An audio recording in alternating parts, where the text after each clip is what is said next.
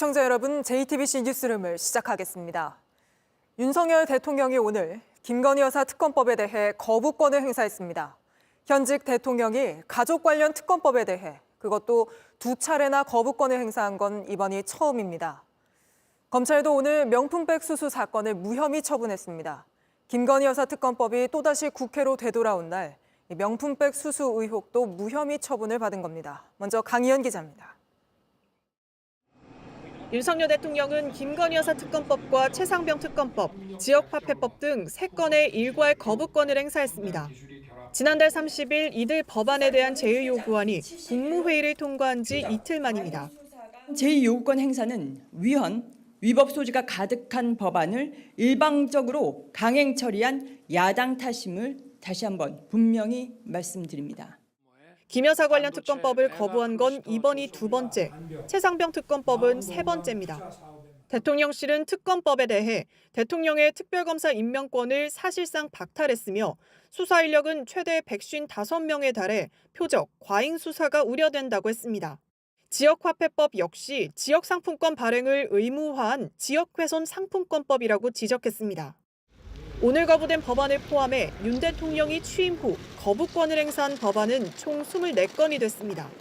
대통령실은 야당이 일방 처리한 악법이 24건이라며 거부권 행사 횟수가 늘어나는 이유를 야당 탓으로 돌렸습니다.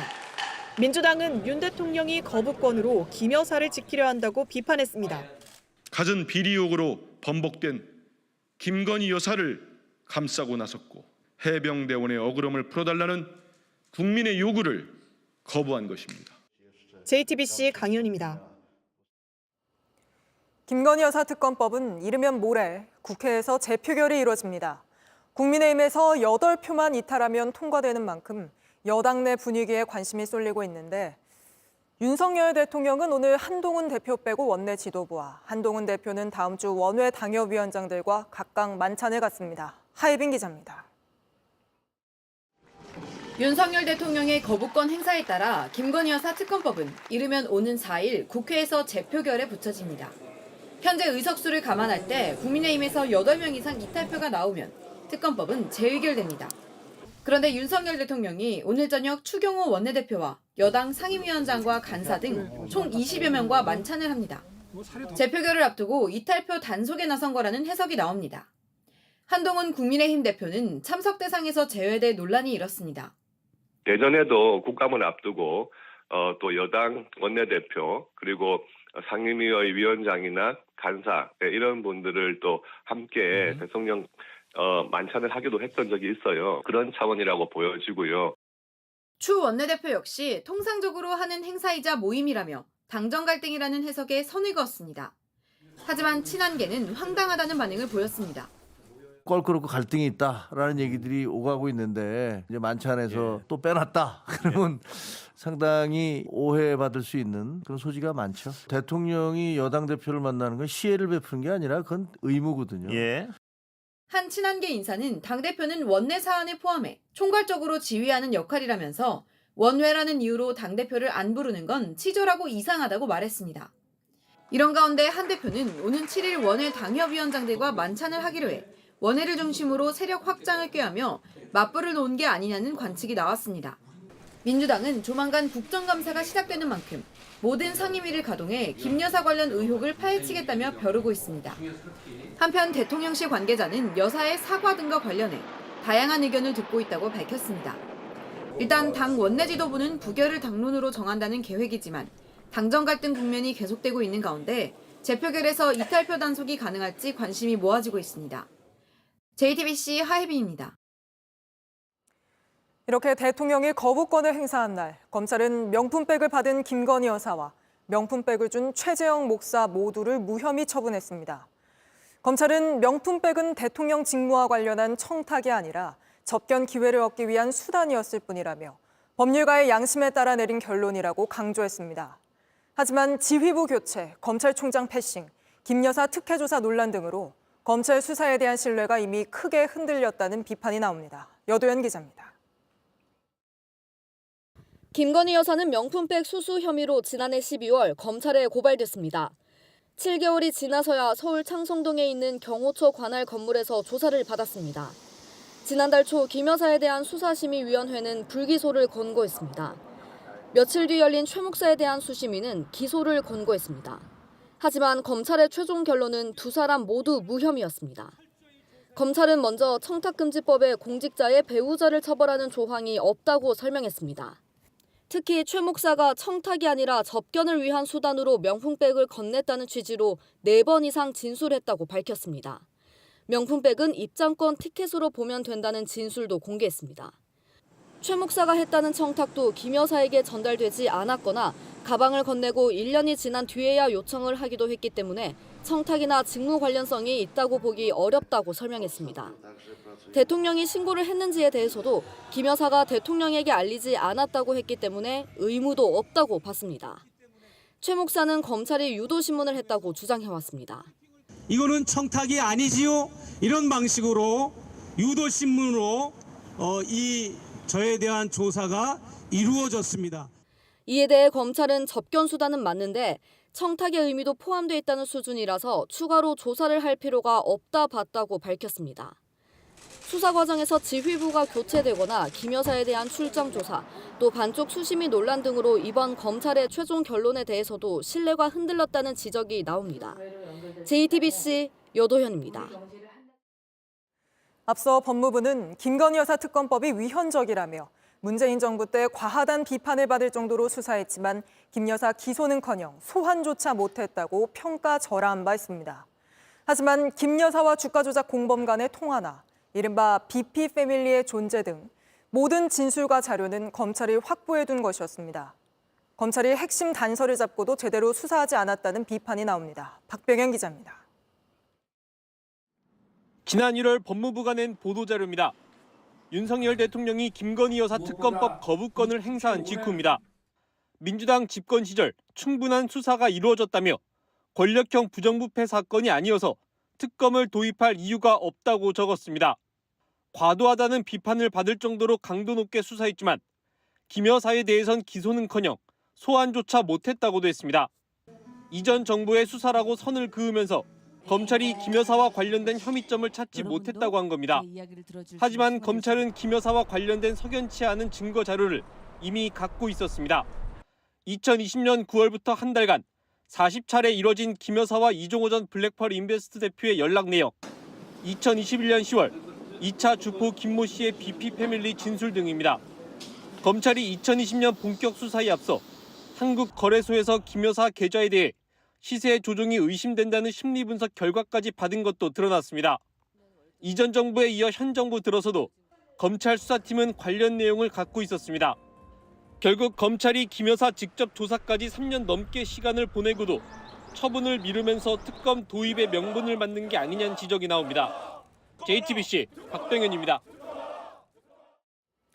보신 것처럼 윤석열 대통령은 김건희 여사 특검법에 반복적으로 거부권을 행사했습니다.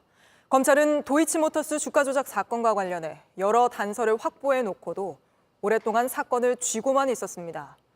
그러는 사이 김 여사 관련 의혹은 쌓여만 가고 있는데 법조팀 조혜연 기자와 스튜디오에서 짚어보겠습니다. 자, 조 기자, 이 김건희 여사와 주가 조작 공범 간의 통신 내역 같은 이런 자료들은 모두 검찰이 확보해서 재판에 제출됐던 거잖아요. 근데 검찰이 왜 쥐고만 있었는지, 또 이 재판에 제출된 게 왜 그동안 세상에 알려지지 않은 건지 쉽게 이해가 가지 않는데요. 네, 재판에서 증거를 조사하고 증인을 신문하는 과정에서 이 김건희 여사와 관련된 내용이 더 이상 나오지 않았기 때문입니다. 구체적으로 예를 들면요?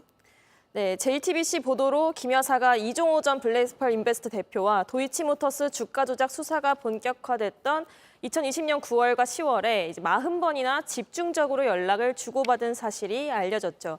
그런데 2022년 4월 8일 증인 신문 과정에서 검찰은 2010년 주가 조작 과정에서 있었던 이른바 7초 매도에 대해서 묻기 시작했습니다.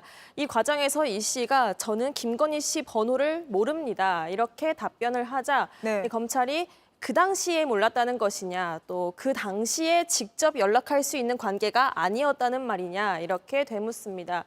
그 당시는 주가 조작이 한창이던 2010년쯤을 말하는 건데요. 이 검찰이 그 당시로 범위를 좁히면서 2020년에 김 여사와 이종호 대표가 연락한 사실이 드러나지 않았습니다. 이 검찰은 당시 증인은 김건희 씨를 권오수의 지인 정도로 알고 있었지요 라는 식으로 이 씨의 답변을 정리했습니다. 네. 그리고 또 이 씨의 처남이자 이 김건희 여사 엑셀 파일을 작성을 지시했다 의혹을 받아온 민모 씨가 김건희 여사와 문자를 주고받은 것도 이미 검찰은 수사를 통해 알고 있던 것 아닙니까? 네, 검찰이 확보했던 내용이고요. 2022년 12월 민 씨를 이제 증인으로 불러서 신문하는 과정에서 검찰이 이 부분에 대해서 조금 더 질문을 했더라면 조금 네. 더 진전된 내용이 나올 수 있었을지도 모릅니다. 하지만 언제부터 김 여사 번호를 알았는지 또 언제부터 이 김 여사와 민 씨가 직접 연락할 수 있게 된 것까지 더 나아가 묻지는 않은 것으로 파악됐습니다. 네. 그리고 또 BP 패밀리에 김건희 여사도 포함되어 있었다는 진술도 그런 이유로 그동안 알려지지 않았던 건가요? 네, 맞습니다. 2022년 4월 1일 2차 주포 김모 씨에 대한 증인신문 과정에서 검찰이 권오수가 증인에게 너도 패밀리다라고 했다는데 이 패밀리가 무슨 뜻이냐라고 묻습니다. 저희가 보도해드렸던 BP 패밀리 관련 내용인데요. 이제 2차 주포 김 씨가 블랙펄에서 나온 얘기인데 이종호하고 권오수는 형동생으로 막역한 사이고 다 같이 한 배를 탔다는 의미 이렇게 설명을 합니다. 네. 하지만 검찰은 이미 이 당시에 김 여사도 이 BP 패밀리에 포함된다는 진술을 확보한 상태였지만 이제 김 씨에게 더 나아가서 질문하지는 않은 것으로 파악됐습니다. 검찰이 조사하면서 거기에서 더 한 걸음 더 들어간 질문을 하지는 않았습니까? 네, 검찰 조사 과정도 이제 저희가 한번 살펴보고 보도를 해드린 바 있었는데요. 이 2차 주포의 BP 패밀리 진술 과정에서 이 검찰은 이 패밀리가 어떤 의미냐 이렇게 한 차례 더 묻기는 했지만 이 김 씨가 주목한 인물들이 왜 패밀리라고 묶인 건지 또 이 각각은 어떤 역할을 한 건지 이 조사 과정에서는 자세히 묻지 않은 것으로 보입니다. 네. 이 시세 조종의 컨트롤 타워 역할을 한 블랙펄 그리고 이걸 줄여서 말하는 BP 패밀리에 김 여사가 있다는 진술을 확보하고도 조사 과정에서 또 법정에서도 더 이상 구체적으로 묻지 않은 건데 잘 이해가 가지 않는 대목이라고 볼 수 있겠습니다. 네. 그래서 그 판결문에도 BP 패밀리의 김건희 여사 이름은 등장하지 않았던 네, 거군요. 그렇기 때문에 판결문에 이 BP 패밀리가 언급은 됐지만 이제 김 여사는 제외하고 피고인들 위주로 권오수, 이종호 이렇게만 좀 적시가 됐습니다. 네. 그리고 또 윤석열 대통령도 대선 과정에서 이미 문재인 정부에서 강도 높게 수사했는데 아무것도 나오지 않았다는 취지로 말을 했었잖아요. 그건 어떻게 봐야 됩니까? 네, 반은 맞지만 또 반은 그렇지 않습니다. 이 도이치 주가 조작범들을 수사한 건 일단 이전 정부 검찰이 맞습니다. 2021년 하반기에 이제 저희가 보도했던 이 진술들을 확보해서 이 일당을 재판에 넘겼는데요. 이 핵심적인 내용을 알고도 더 들어가지 않고 또 재판 과정에서 더 묻지 않은 건 이제 2021년 하반기 이후 2022년 초반 이렇게 이 시기라고 볼 수 있겠습니다. 예, 하지만 정권이 바뀌고 새로운 수사팀도 이런 자료들을 모두 쥐고 있었습니다. 네. 만약 이게 별게 아니라고 판단했다면 불기소를 하거나 이제 처분을 내릴 수 있었는데 역시 2년이 지난 지금까지도 처분을 미루고 있는 겁니다. 그러니까 이전 정부나 현 정부의 검찰 모두 핵심적인 자료를 쥐고도 기소도 못하고 불기소도 못하고 시간만 끌고 있다. 이렇게 볼 수 있습니다. 네, 알겠습니다. 오늘 여기까지 짚어보겠습니다. 조혜연 기자였습니다. 이렇게 특검법은 거부되고 명품백 사건도 검찰에서 무혐의 처리됐지만 김 여사와 관련한 새로운 의혹은 계속 나오고 있습니다. 그중 하나가 공천 개입 의혹인데 이 의혹의 핵심 인물인 명태균 씨를 저희가 만나서 여사와 나눈 텔레그램 메시지를 직접 확인했습니다. 명 씨는 그동안 단수 공천을 요구했지만 여사가 거절했다고 말했는데 여사는 텔레그램에서 기본은 경선 참여라면서도 김영선 단수면 나도 좋다고 말했습니다. 윤정주 기자의 단독 보도입니다. 지난달 5일 김건희 여사 공천 개입 의혹이 불거졌습니다. 한 매체는 김 여사가 김영선 전 의원에게 지역구를 이동해달란 텔레그램을 보냈다고 보도했습니다. 그러면서 창원을 기반으로 활동하는 명태균 씨가 김 여사와 김 전 의원 공천을 논의했다는 주장이 쏟아졌습니다. 그동안 이 텔레그램 진위를 놓고 논란이 이어졌습니다. 취재진이 실물을 확인했습니다. 텔레그램은 김해 갑으로 지역구를 옮기기로 한 김 전 의원에게 단수 공천을 달란 내용이었습니다. 명 씨가 먼저 경선 룰은 당원 50%, 시민 50%인데 김영선 의원이 이길 방법이 없다고 메시지를 보냅니다.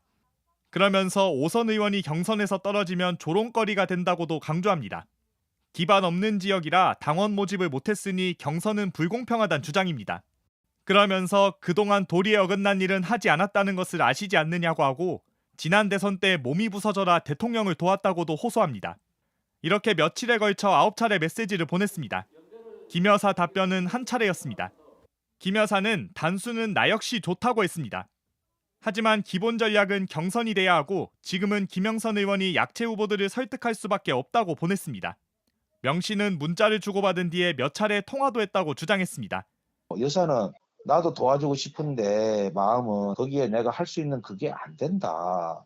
실제 김 전 의원은 김해에서 컷오프됐고 총선 출마는 좌절됐습니다. 하지만 명 씨와 김 여사 사이 텔레그램은 사실이었습니다.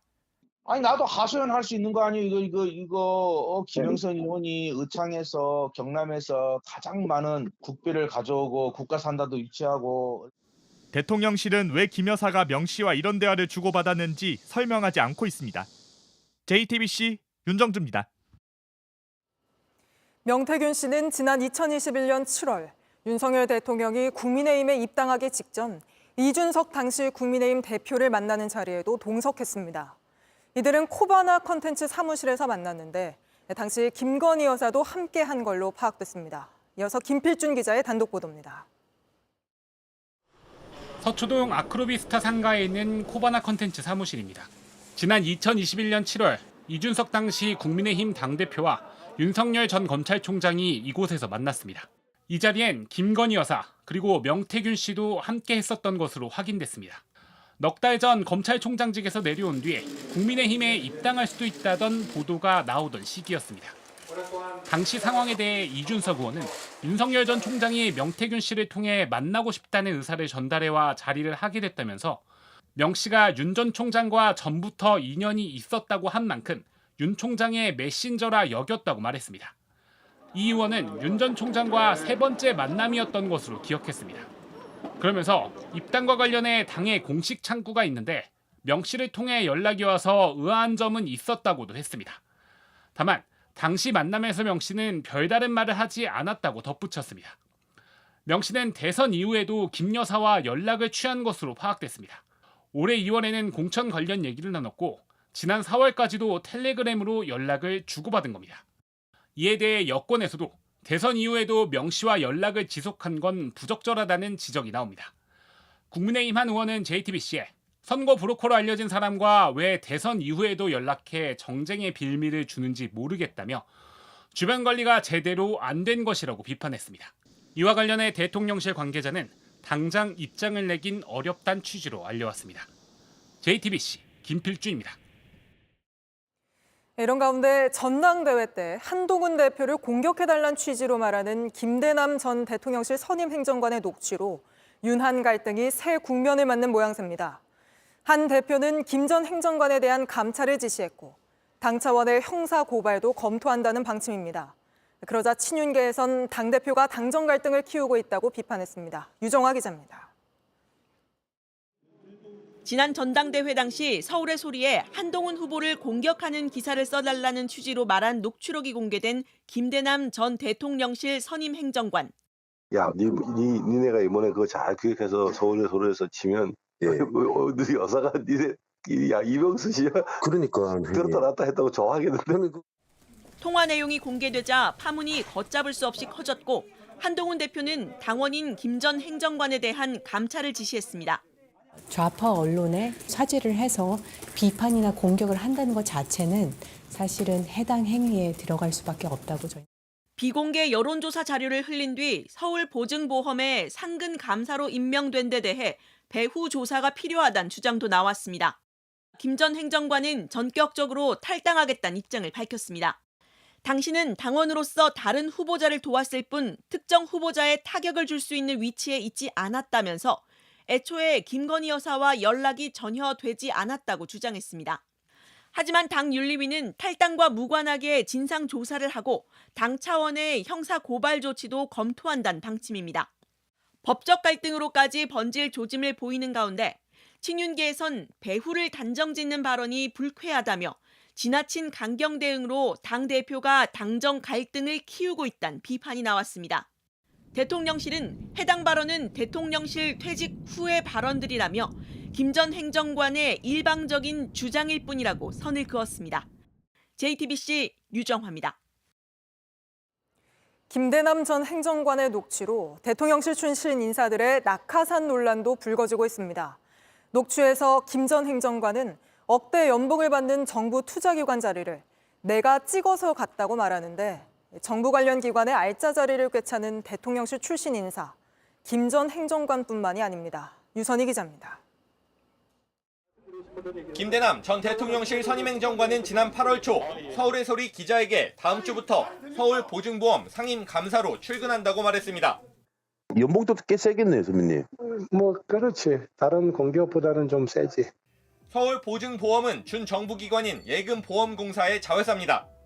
성과급을 포함하면 최대 3억 원대의 연봉을 받고 개인 비서와 고급 법인 차량을 제공받는 상임감사 자리를 김 전 행정관은 자신이 선택했다고 했습니다.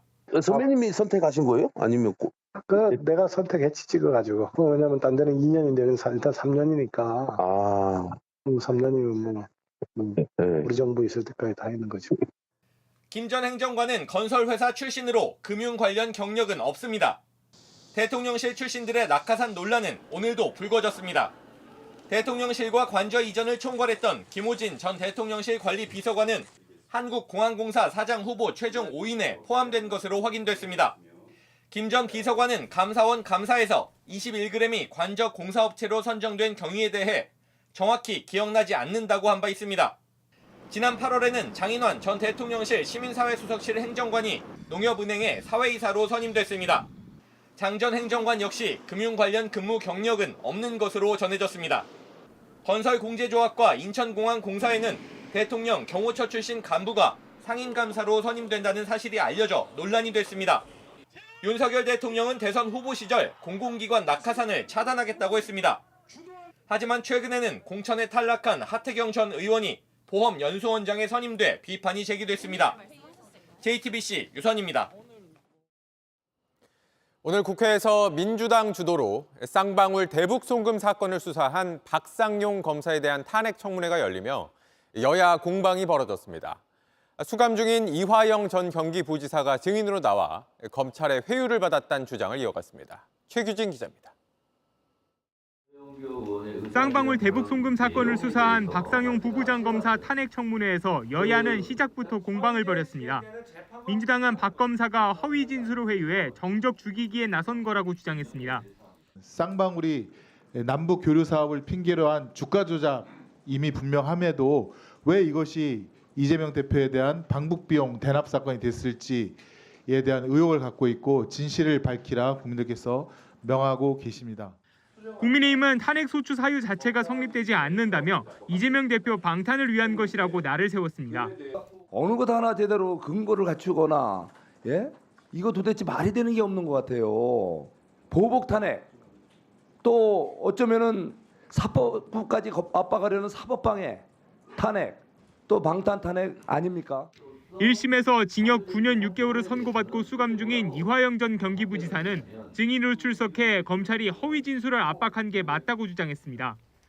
대질이라는 명분하에 진술을 어떻게 같이 할 것인가를 지속적으로 맞추었고 그 과정에서 진술이 틀리면 서로 교정을 해주는 이른바 진술 세미나를 반복적으로 했습니다. 국민의힘은 이전 부지사 측 변호사가 조서를 확인하고 서명까지 했다며 신빙성이 없다고 반박했습니다. 진술이 번복되는 과정도 적나라하게 다 지금 공개가 된 것이거든요. 그래서 이번 청문회는 이재명 대표 재판에 유리한 자료를 하나라도 한번 만들어 보겠다는 방탄 의도이고 검사들을 겁박하는 것이라고 생각합니다. 청문회에는 탄핵 소추 대상인 박 검사를 비롯해 김성태 전 쌍방울 회장 등 주요 증인들이 대부분 불출석했습니다. 민주당은 박 검사 등이 국정감사에도 불출석하면 동행 명령장을 발부하겠다고 예고했습니다. JTBC 최기진입니다. 홍명보 축구 대표팀 감독 선임 과정에서 대한축구협회가 여러 차례 규정과 절차를 어겼다고 문화체육관광부가 밝혔습니다. 외국인 감독 후보들과 달리 홍 감독만 자택 근처에서 질문지도 없이 면접을 했고 이임생 기술이사는 권한도 없으면서 감독 선임을 결정했다는 겁니다. 먼저 정인아 기자입니다. 문체부는 축구협회 내부에서 규정과 절차를 무시한 부적정한 감독 선임 문제가 확인됐다고 발표했습니다. 무엇보다 홍명보 감독의 선임을 결정한 이임생 기술총괄 이사의 역할이 문제가 있다고 봤습니다. 감독을 뽑는 기구인 전력강화위원회의 정혜성 위원장이 물러난 후 그 권한을 대신 행사했는데 이건 축구협회 규정에도 없는 거라고 설명했습니다. 이임생 이사의 경우에는 그런 권한이 없습니다. 전력강화위원회 구성원도 아니기 때문입니다. 나아가 홍명보 감독을 면접하는 방식도 다른 외국인 지도자와는 다르게 불공정했고 불투명했다고 결론지었습니다. 늦은 밤 자택 근처에서 면접 진행 중 감독직을 요청하는 등 상식적인 면접 과정으로 보기 어렵고 또 이 이사가 최종 감독 후보자 3명에 대한 면접 진행 권한을 위임받고 이후 그 결과를 위원들에게 보고해 선임 절차를 마무리하겠다고 공언했지만 이 과정을 지키지 않았다고 지적했습니다. 홍명보 감독으로 결정한 뒤 도의적 차원에서 위원들에게 전화를 했지만 동의보단 통보였다는 일부 위원들의 의견도 덧붙였습니다. 과거 클린스만 전 감독 선임 과정도 문제 삼았습니다.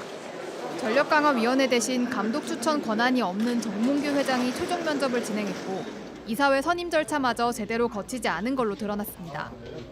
JTBC 정인아입니다.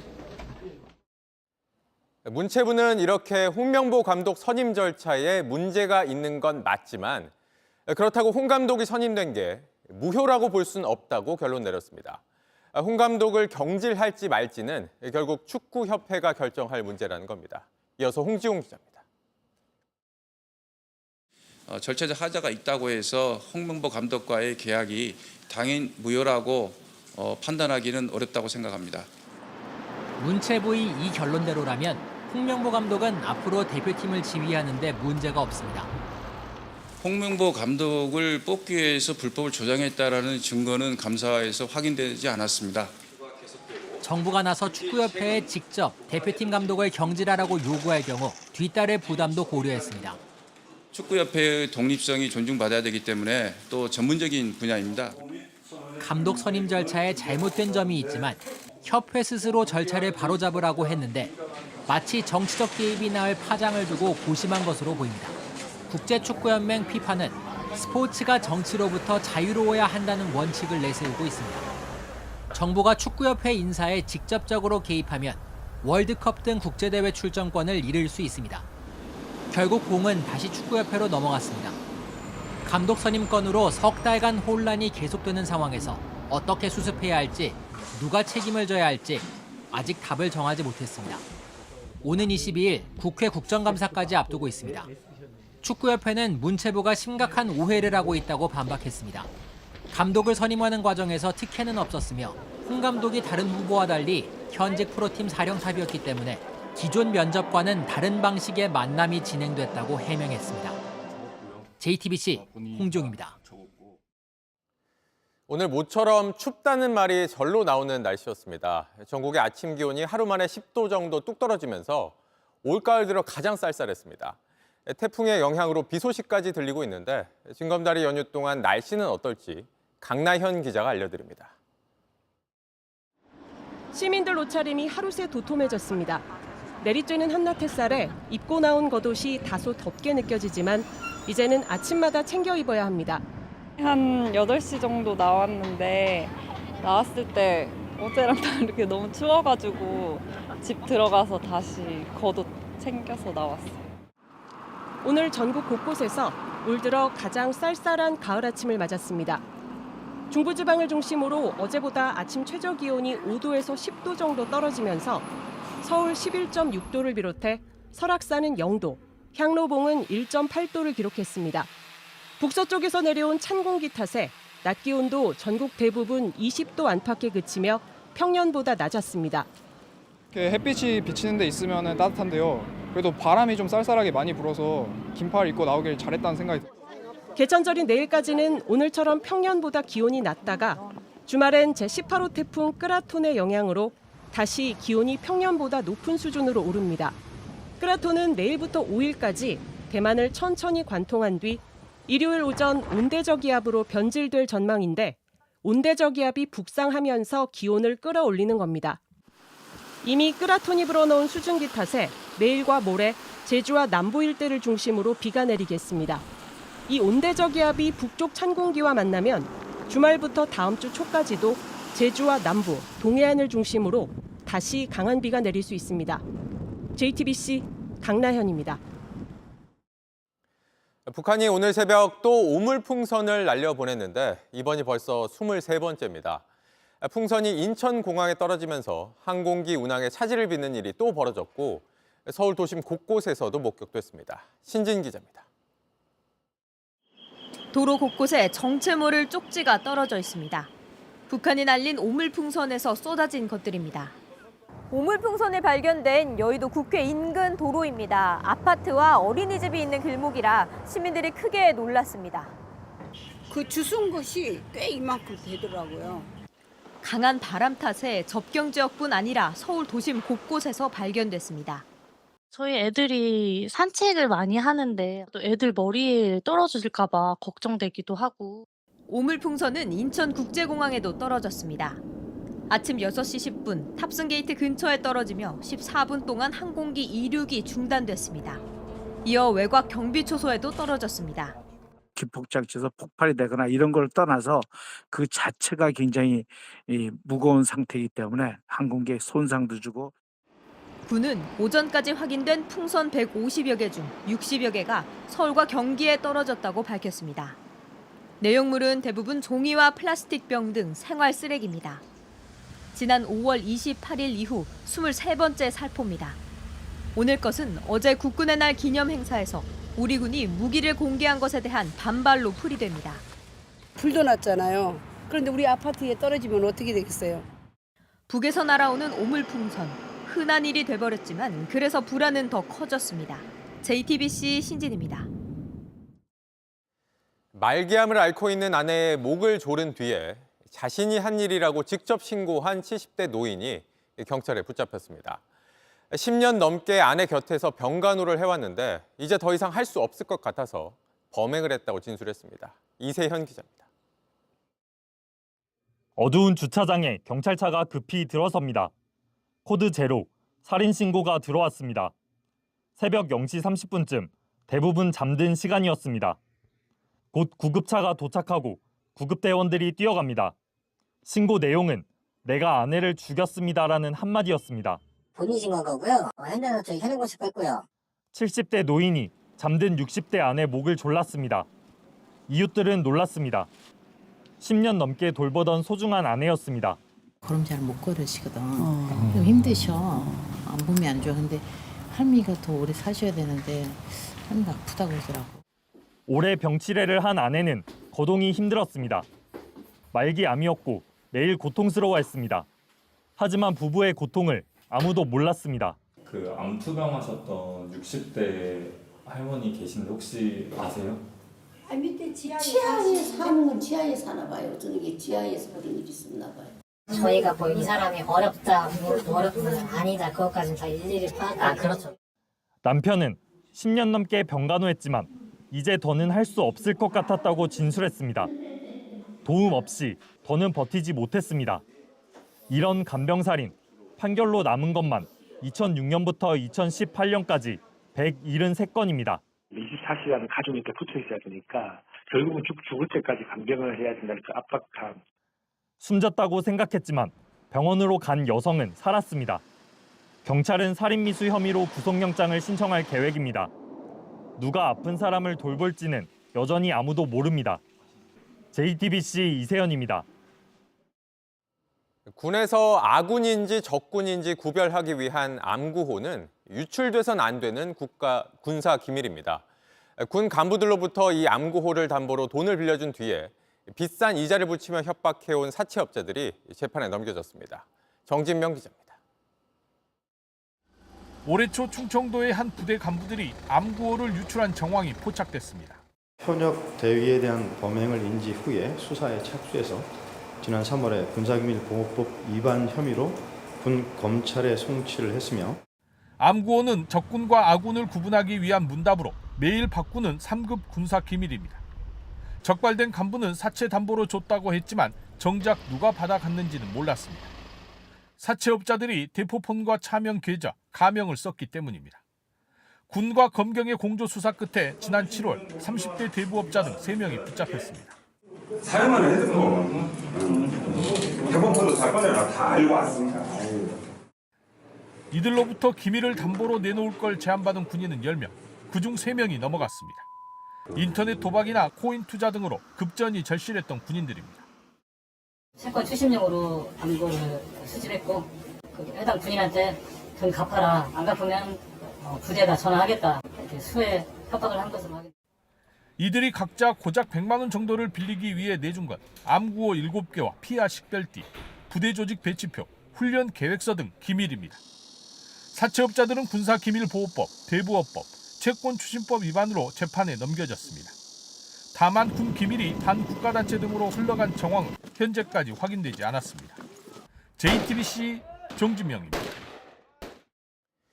이게 완성되면 앞으로 발생할 범죄를 예측할 수도 있다.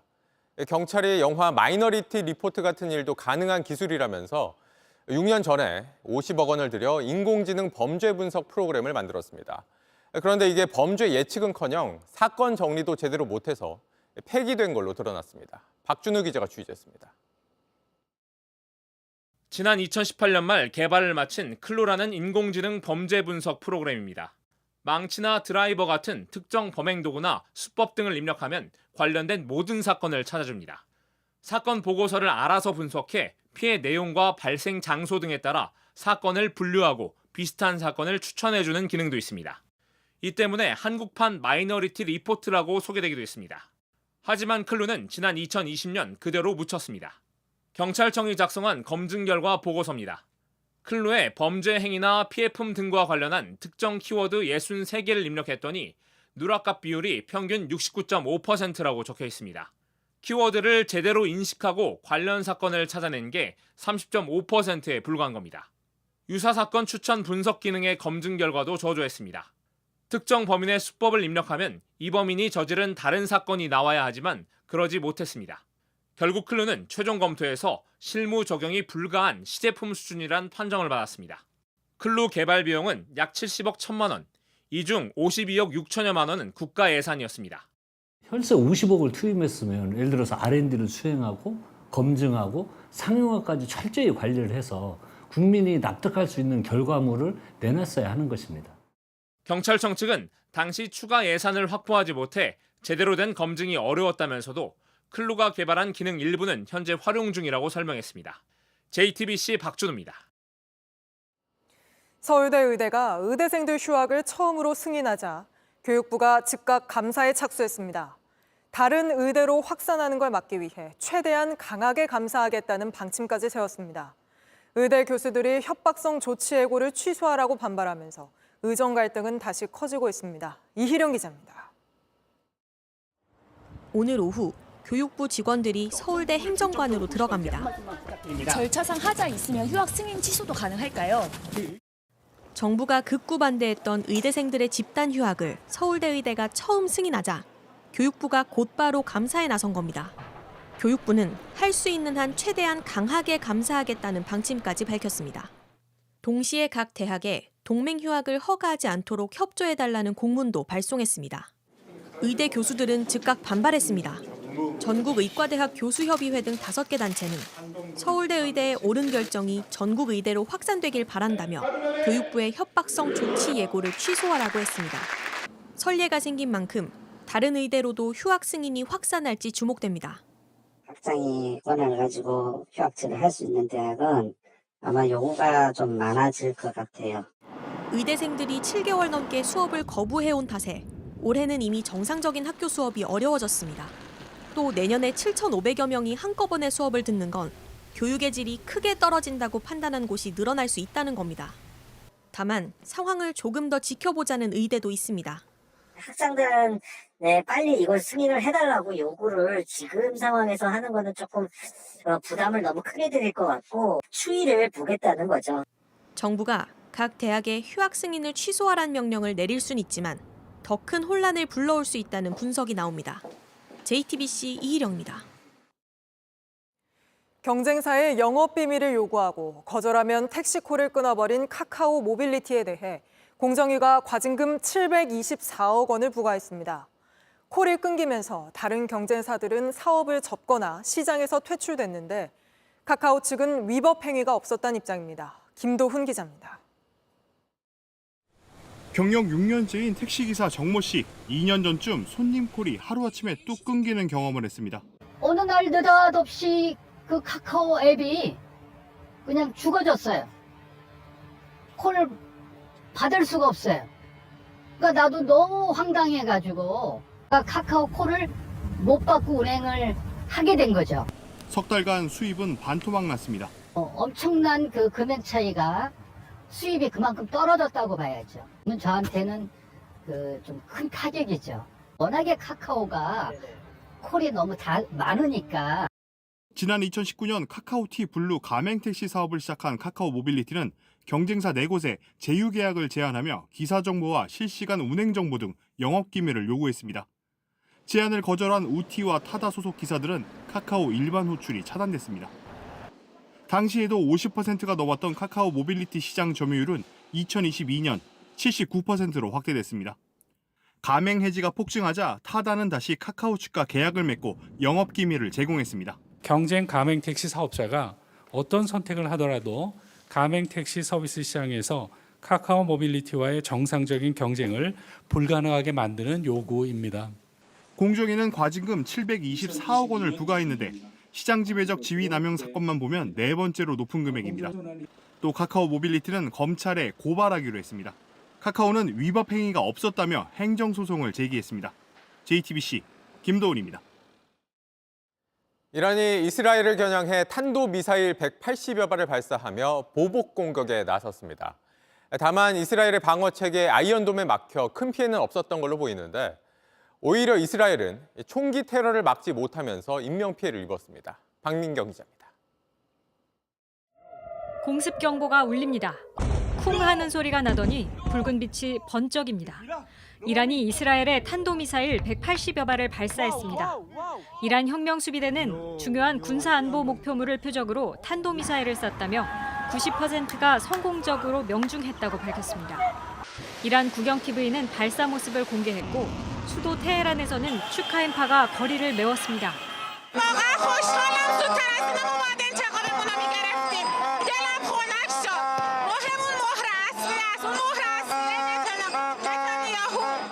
이스라엘은 이란이 쏜 미사일을 대부분 요격했다면서도 재보복을 예고했습니다. 이란의 석유 생산 시설을 타격할 수 있다는 관측이 나옵니다.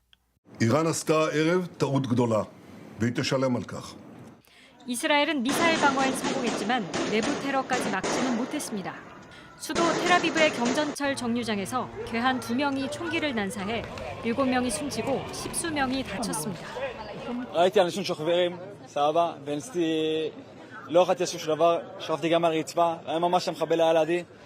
현장에서 사살된 총격범들은 서한지구 헤브론 출신의 팔레스타인인들로 알려졌습니다. JTBC 백민경입니다. 미국 대선 후보들에 이어서 이번엔 부통령 후보들이 처음 TV 토론을 벌였습니다. 대선 후보들 간 토론이 해리스의 승리였다면 이번엔 트럼프 측의 승리란 평가가 나오고 있습니다. 워싱턴 정강현 특파원입니다. 민주당 팀 월즈, 공화당 JD 벤스 부통령 후보의 TV 토론은 상대 후보 발언 때도 마이크를 끄지 않았습니다. 서로 맞붙는 장면으로 긴장감도 엿보였지만 전국 무대 경험이 적은 월즈 후보는 첫 질문부터 머뭇거리거나 이란과 이스라엘을 헷갈린 듯 말실수를 하며 당황하는 모습을 보였습니다. Israel's ability to be able to defend itself is absolutely fundamental. The expansion of Israel and its proxies is an absolute fundamental. 반면 토론이나 인터뷰 경험이 많은 벤스 후보는 상대에게 먼저 공감을 나타내는 등 여유를 보였습니다. Tim, first of all, I didn't know that your 17-year-old witnessed the shooting, and I'm sorry about that, and I hope that you're doing okay. 진보 진영 일각에선 벤스가 선전했다고 평가하면서 트럼프가 대선을 이길 수도 있다는 경고란 반응도 나왔습니다. 하지만 토론 막바지엔 월즈가 대선 불복 이슈를 부각하며 벤스를 몰아붙이기도 했습니다. Did he lose the 2020 election? Tim, I'm focused on the future. That is a damning non-answer. 토론 직후 벤스는 곧바로 언론 인터뷰에 나섰지만 월즈는 야식을 먹기 위해 인근 피자집으로 향하며 무대 뒤에서도 대조적인 모습을 보였습니다.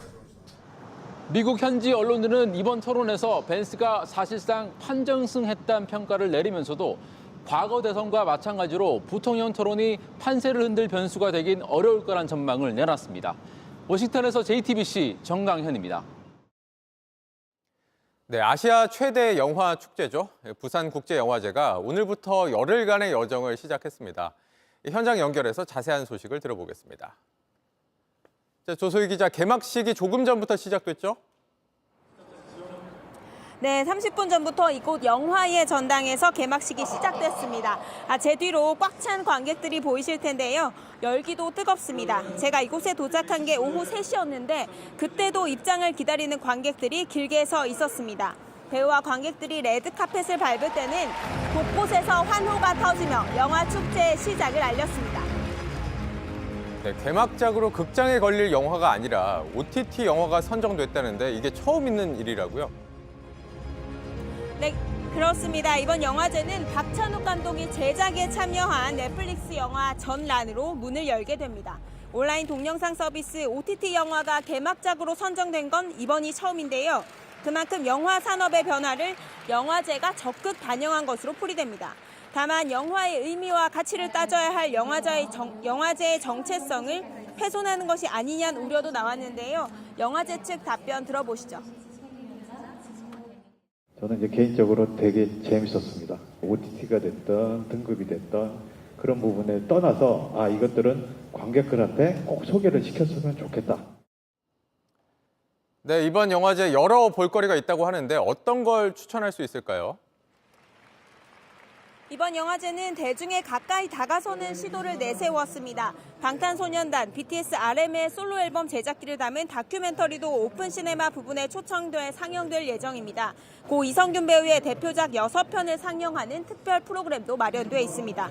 다채로운 영화가 모인 건데요. 오늘부터 열흘 동안 세계 63개국 224편의 영화가 상영될 예정입니다.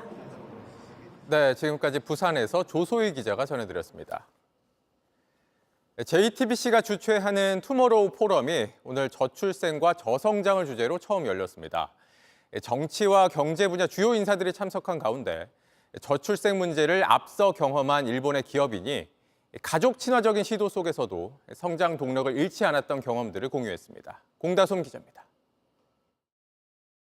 지금부터 본격적으로 JTBC 투모로우 포럼 2024를 시작하겠습니다. 포럼에 참석한 정부 관계자와 전문가들은 저출생이 저성장으로 이어질 수 있다며 혁신이 가능한 사회 구조를 만들어야 한다고 강조했습니다. 젊은 혁신 인재 부족으로 이어져 우리 경제의 역동성이 저하될 우려가 매우 큽니다. 인구 위기를 기회로 전환할 힘 또한 혁신을 통한 생산성 향상에 있다고 생각합니다. 대통령 직속 저출산 고령사회위원회도 사회 시스템의 변화를 강조했습니다. 인구 팽창 시대에 작동해왔던 각종 제도, 관행, 문화를 앞으로 인구 감소 시대에 걸맞게 생산성 위주, 혁신성 위주, 포용력 강한 사회로 전환만 시킬 수 있다면 국내외 산업계 리더들은 구체적인 대안도 제시했습니다. 일본에서 처음으로 사내 출생률을 발표해 화제가 됐던 일본 이토츠 상사는 아침형 근무, 직원 건강관리 등 다양한 시도를 소개했습니다. 0.6이었던 출생률이요. 아침형 근무라는 정책을 통해서 2022년에 1.97로 3배가량 확대가 되었습니다. 김관영 전북지사는 지방 소멸을 강조하며 기업 유치와 일자리 확대를 위한 노력을 설명했습니다. 이날 포럼 참석자들은 정책의 연계를 통해 사회 전반을 동시에 바꿔나가야 한다고 강조했습니다. 파편화된 대응이 아닌 정책의 연결, 즉 시스템을 강조하고자 합니다. 오늘 첫 발을 내디딘 JTBC 내일 포럼은 우리 사회의 미래 과제와 비전에 대한 고민을 통해 실질적인 해법을 제시하기 위해 열렸습니다. JTBC 공다소입니다. 어디로 튈지 알 수가 없습니다. 한순간이 모든 걸 결정하는 가을 야구가 그렇죠. 오늘도 예측 불허로 시작했습니다. 정수아 기자입니다. 우위 티켓을 어렵게 따낸 KT의 가을 야구는 1회부터 매서운 방망이와 함께했습니다. 두산 선발 투수 곽빈이 흔들리는 사이 선두 타자 김민혁의 볼넷을 고르며 만든 찬스. 로하스를 시작으로 장성우의 안타가 이어지며 선취점을 뽑았습니다. 이후엔 강백호의 적시타가 터졌고 오재일도 리듬을 탔습니다. 배정대의 추가 적시타까지 나오면서 1회 초에만 넉 점을 뽑고 달아났습니다. 4위로 느긋하게 가을 야구를 준비했던 두산은 힘겹게 출발했습니다. 두산은 오늘 이기거나 비기기만 해도 준 플레이오프로 향하고 5위 KT는 내리 2경기를 이겨야만 합니다. 긴장이 몰리는 상황 속에서도 경기 초반부터 뜨거운 타격전으로 시작된 가을 야구. 예측 불허의 승부인 만큼 감독의 순간순간 꺼내놓는 한 수 한 수가 승부를 흔들기도 합니다. 이강철 KT 감독은 하루 전 5위 결정전에서 대타로 내세워 재미를 봤던 오재일을 오늘은 5번 타자로 내세우며 승부수를 띄웠습니다. 당시 승부가 갈린 8회 말 김민혁 차례에 상대가 김광현을 꺼내자 오재일을 대타로 세워 맞불을 놓은 게 성공했기 때문입니다. 오재일이 안타를 치면서 로하스의 홈런까지, 그렇게 KT의 극적인 역전승도 가능했습니다. 서로 다른 결과를 불러오는 감독들의 지략 대결. 과감히 언제 어떻게 누구를 기용할지, 이번엔 또 어떤 수싸움에 누가 웃고 누가 울게 될지 관심이 쏠립니다. JTBC 정수아입니다. 김도영이냐 레이에스냐, 올 시즌 프로야구 MVP 후보가 참으로 쟁쟁합니다. 기록이란 기록은 다 갈아치운 기아의 김도영 선수. 38개의 홈런과 40개의 도루를 달성하며 걷는 길을 곧 역사로 만들었죠. 그리고 어제는 롯데의 레이에스 선수가 202번째 안타를 날렸습니다. 한 시즌 가장 많은 안타를 때리면서 KBO의 새 역사를 썼는데요. 최고의 활약을 펼친 MVP, 그 영광스러운 주인공은 과연 누가 될까요? 1년 전 이 장면을 기억하시나요? 고척돔에서 이정우가 마지막 타석에 오르자 한 외국인이 일어나서 박수를 칩니다. 이정후의 고별 무대를 직관하러 온 샌프란시스코 자이언츠의 단장인데요. 이렇게 이정후에게 적극적이었던 단장이 다른 보직으로 쫓겨났습니다. 이정후를 비롯한 여러 선수를 데려오고도 팀이 가을 야구에 진출하지 못하자 책임을 지고 물러나게 된 겁니다. 앞으로 새로운 사장 아래 강도 높은 조직 개편이 뒤따를 것 같은데요. 막바지 재활에 전념하고 있는 이정후, 잘 적응할 수 있을까요? 내년 시즌 바라보면서 저희가 해야 될 것만 잘 하면 될 거라고 생각하고 있습니다.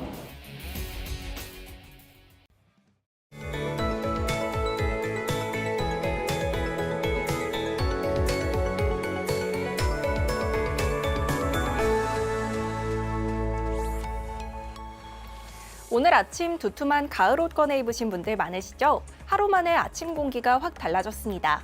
개천절인 내일 아침도 오늘만큼 쌀쌀하겠는데요. 그래도 낮이 되면 평년 수준의 날씨를 회복하겠습니다. 다만 일교차가 크게 벌어지는 만큼 겉옷은 꼭 챙겨주시기 바랍니다. 이번 징검다리 연휴에는 비 소식도 잦은데요. 내일은 서울과 경기 북부를 제외한 대부분 지역에 비 소식이 있겠고요. 특히 부산 등 영남 해안 지역에는 강한 바람과 함께 최대 60mm 정도 내리겠습니다. 비구름이 닿지 않는 서울은 파란 하늘이 드러나겠고 해안가에서는 높은 너울에 주의하셔야겠습니다.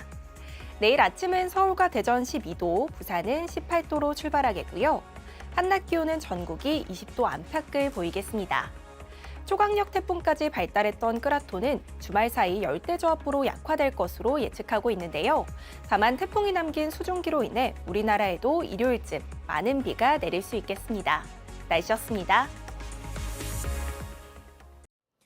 뉴스룸 저희가 준비한 소식은 여기까지입니다. 시청해주신 여러분 고맙습니다.